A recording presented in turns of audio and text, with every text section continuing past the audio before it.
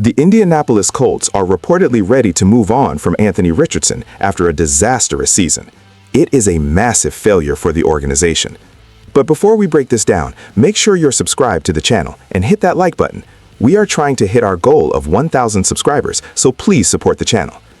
I have been watching this situation unfold in Indianapolis for months now, and I have to tell you that the news coming out today is absolutely staggering for this franchise. I never thought we would be here so quickly, but the reports are clear that the front office is looking at trade options for their former top pick, Anthony Richardson.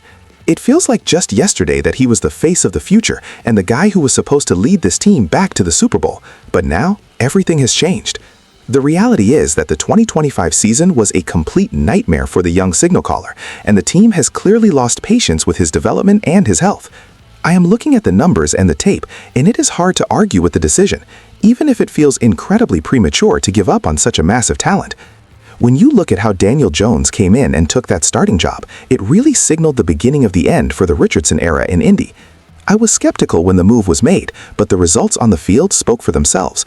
And then the injury happened, which was really the final nail in the coffin. Now we are hearing that the Minnesota Vikings are emerging as a primary trade target for his services, which would be a massive shakeup for the entire NFL landscape. I have to wonder what Chris Ballard is thinking right now, because he put his entire reputation on the line when he drafted this kid so high. To see him potentially shipped out after such a short tenure is a massive blow to the organization's long-term plan. I am going to dive deep into what this means for the salary cap and the future of the quarterback position in Indianapolis, because this is not just a small roster move. This is a franchise-defining moment that will be talked about for years to come. I think about the potential return in a trade and whether we can actually get decent value for a player who has struggled so much with consistency and staying on the field.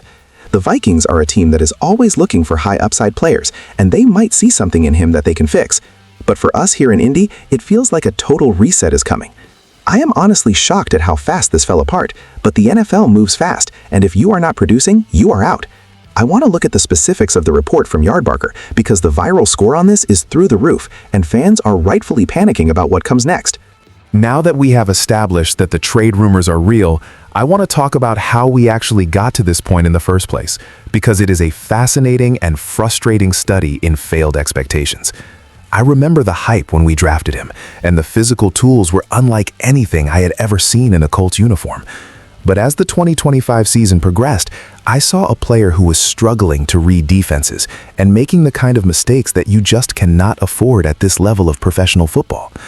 When Shane Steichen made the call to bench him for Daniel Jones, I think we all knew deep down that the trust was broken between the coaching staff and the player. I watched Daniel Jones step in, and while he is not a superstar, he provided a level of stability that the offense desperately needed at the time. It is a sad state of affairs when a veteran cast-off from another team outplays your blue-chip prospect, but that is exactly what happened on the field.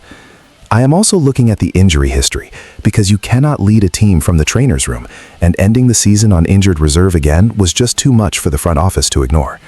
I have to analyze the cap implications here, because moving a former first-rounder on a rookie deal is not always easy, but there are teams like the Vikings who have the space and the desperate need for a high-ceiling project.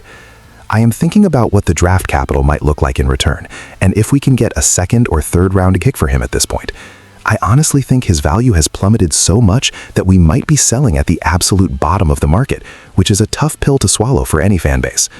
I want to discuss what the plan is for next year, because if we move him, then we are essentially saying that Daniel Jones or a new rookie is the path forward.